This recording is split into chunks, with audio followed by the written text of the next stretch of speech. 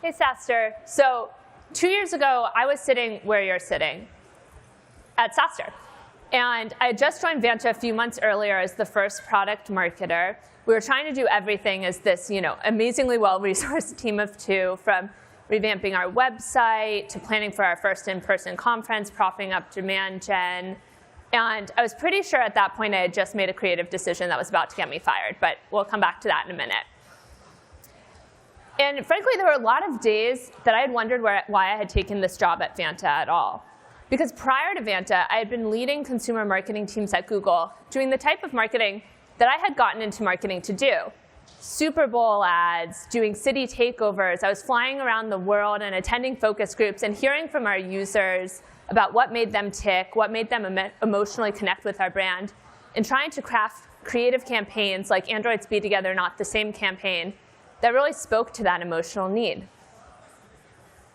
And maybe you relate to this as well, but early on in my marketing career, I certainly felt like there were two paths in front of me. There was a path to go into consumer marketing, and you got to do cool stuff like that, because consumers are irrational, right? And like the reason why we buy a certain body wash or a certain cell phone or use a certain app is because it says something about us, and it makes us feel a certain way.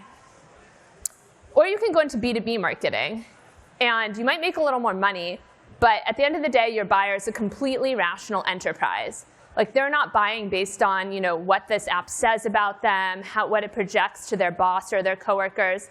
They're buying based on ROI and speeds and feeds. And so your job as a marketer is just to tell them those three things and then get out of the way and let the product do the talking. But I rejected that notion because even at Google, doing these large consumer activations, I knew that I was the same person at work that I was at home. And there were products that I used during the day that made me feel a certain way. And I felt like I wasn't being spoken to that way, from their marketing departments. And so I issued a challenge to myself. It was kind of a proof of concept that I wanted to run. Can you make emotionally resonant marketing as a B2B marketer? And so in order to do that, I wanted to go join an early stage B2B startup where I felt like I would have the latitude to try new things. So of course I joined one in just like the sexiest, most emotionally charged space there was, compliance. And that's how I found myself at Vanta. And so anyways, back to SaaStr 2021, as I said, team of two, trying to do everything.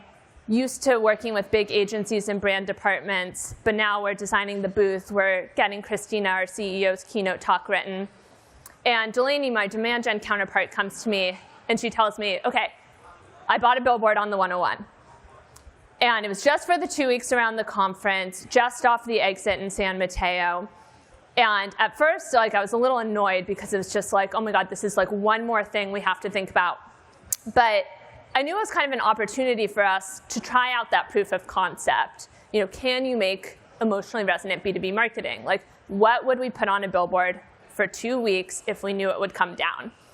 And so we hosted a brainstorm. We invited people across the company. We're all like throwing out ideas like you do in a brainstorm, mostly centered around what the product does, right? Like, Vanta automates 90% of the evidence you need to get SOC 2 compliant. Like, oh yeah, that's catchy. Like, let's put that on the billboard.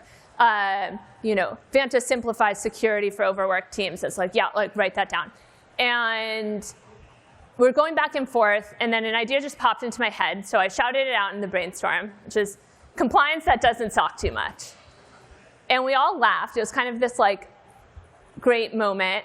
And then we moved on because it was very provocative to think that we were going to run a billboard as a compliance company that implied that compliance sucked. But the idea stuck with me. And so that night I got home, and my husband, Pat, is actually a Vanta user. And so I asked him, I was like, hey, Pat, OK, it's a little out there, but what would you think about compliance that doesn't SOC too much as the tagline? And he loved it.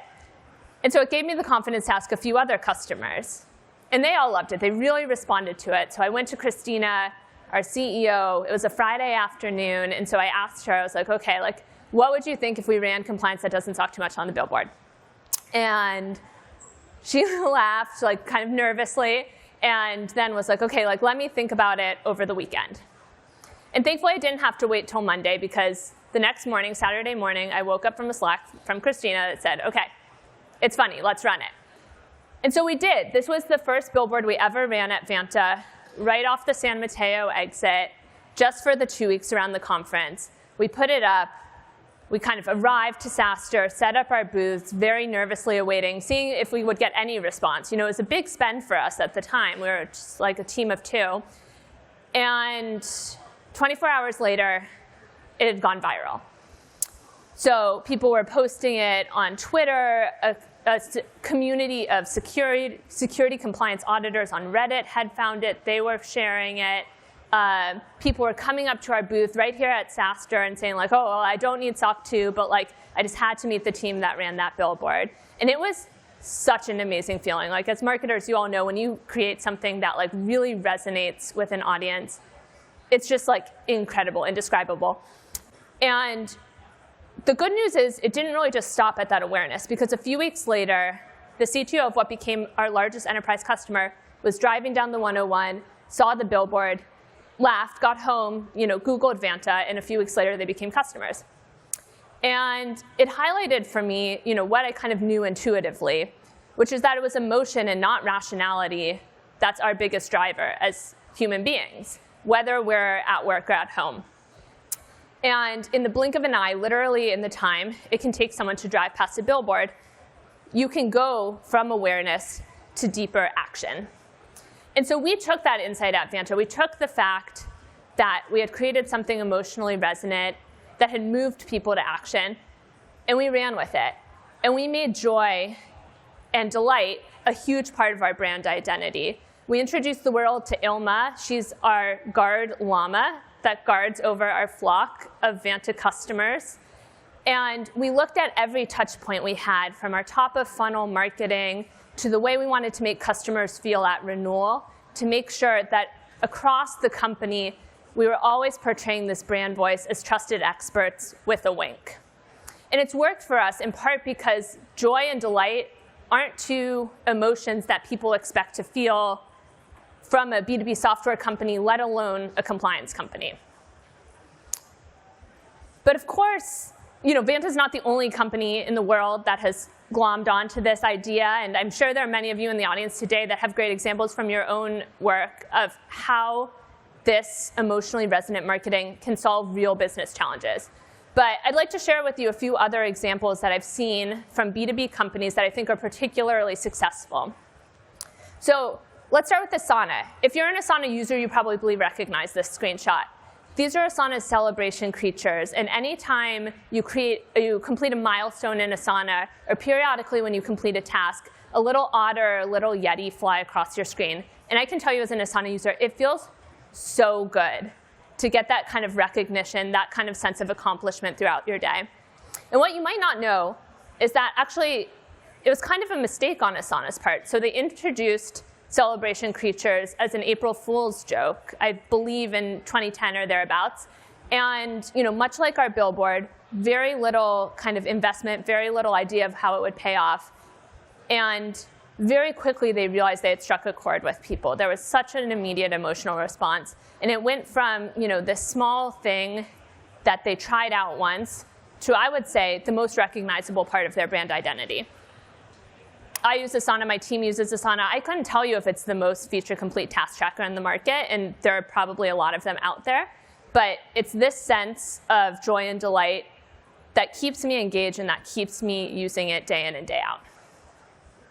So let's take an example on the other end of the emotional spectrum, right? In 2016, the VC question du jour was, what would you do if Microsoft or Google entered your space? And for Slack, this was very much not a hypothetical, because Microsoft was launching Teams, which was their very thinly veiled Slack killer, and doing so with kind of a very aggressive go-to-market motion. And everyone was looking at Slack to try and see how they would respond. Like, would they cower? Were they just going to take out some subterfuge SEM ads against Microsoft? And instead, they took out a full-page ad in the New York Times. And it was incredibly controversial, I think. But I feel like it was successful on two fronts. The first thing it did is that it got people talking. And whether you were pro Slack, whether you were pro Microsoft, it elicited an emotional response from you. And if you were a Slack user, it made you feel like you were part of something bigger than yourself. The second thing it did is it called out in black and white what Slack felt like their competitive advantage was. And that was the love of their users, because they had talked to tens of thousands of users, and they had crafted a consistent brand experience from the way that they responded to people when they tweeted feature suggestions at them, to the humor that they injected in their release notes. And that was ultimately what they felt was their most sustainable competitive advantage. Not speeds and feeds, not features, but emotion. Let's do one more example. So if you lived in the Bay Area in 2018, you probably recognize these ads. They were everywhere. There were ads saying "Good morning, LA." There were ads saying "Go Dodgers," like a bunch of different things targeted towards the LA market running all over the Bay Area. And the first time I saw it, I was a little confused and a little annoyed, because it seemed like a pretty easy blunder to fix. But then, because I had felt those emotions, I leaned in a little further and I read the subtext, which is what good is bad data? And of course, in that moment, Segment had landed their entire product positioning to me, because bad data is no good. It leads marketing teams to make dumb decisions like running LA advertising in San Francisco or vice versa. And as a marketer seeing this, I understood, like, hey, I need a platform, a data platform, that will help me make decisions with better data. It is so hard to capture the essence of your product in a pithy slogan, which is why we almost ran Vanta automates 90% of the evidence you need to get SOC 2 compliant on a billboard. And the reason why this is so successful is not just because it's a creative activation. It's because it draws the user in with emotion, in this case, confusion and a little bit of annoyance. And those are emotions that we don't typically associate with marketing. That's not how we want our marketing to make people feel. But it's better than feeling nothing at all, because it leads you to lean in a little bit closer and then, in this case, get the payoff. So I hope these examples resonate with you. As I said, there are probably a lot more. There are more in this room today. But I think the real takeaway is that emotion isn't just the job of the brand team. It's not something you just want to leverage as a tool to drive awareness. And it's not something you want to outsource to an agency. Everything from the customer stories you write that can center your customer as the hero in the journey rather than just an example of ROI, to the discovery questions your sales team asks to unlock real customer pain and need. Every team at your company will benefit from injecting a little bit of empathy and a customer-centric approach. There are 3 questions that we ask ourselves at Vanta all the time to make sure that our marketing is hitting the mark. The first question we ask is, will it make them smile? As I said earlier, joy is such a powerful motivator. And it's something that's so under-leveraged in B2B marketing, because we assume that we're selling into a corporate entity, an automaton. The second question we ask is, will it make them nod their head? We're so focused on impressions. We're so focused on eyeballs or the number of listeners that we forget to stop and ask, are we connecting? Are we penetrating the outer level and sharing a message that will make people feel understood and listened to? And the third question is, will it make them tell a friend? Because obviously, the ultimate goal of marketing is to drive word of mouth. And if you've created something that will make someone want to tell a friend, that will make someone want to share something as an extension of their own self-image to a coworker, to a boss on social media, you've created something that's landing. And so I want to share one more example from Vanta. This is Don and his team. They recently achieved SOC 2 with Vanta. And so, of course, we sent them some socks that say SOC 1 and SOC 2 on them. And they sent us back this photo. And if we think about the 3 questions we asked up top, will it make them smile? Yes, I think pretty clearly. Will it make them nod their heads? We sent this at a moment where they had just achieved a milestone in using our product, but more importantly, they had achieved a milestone for their company. And so yes, I think we connected with them. We got them to nod their heads. Finally, they shared it on social media when they announced their SOC 2, so clearly they told a friend. So I want to thank you all for your time today. We only have a few minutes together. I'd love to continue the conversation either later at the Vanta booth or right now. I hope I've shared some examples that get you excited to inject some to inject some emotion into your own marketing. It's not just the job of the brand team. It's not something you need an expensive agency budget for. Ultimately, at the end of the day, it is about listening to your customers, deriving empathy for them, and then communicating back to them in the way that we all like to be communicated with as humans. So thank you so much for your time. I appreciate it.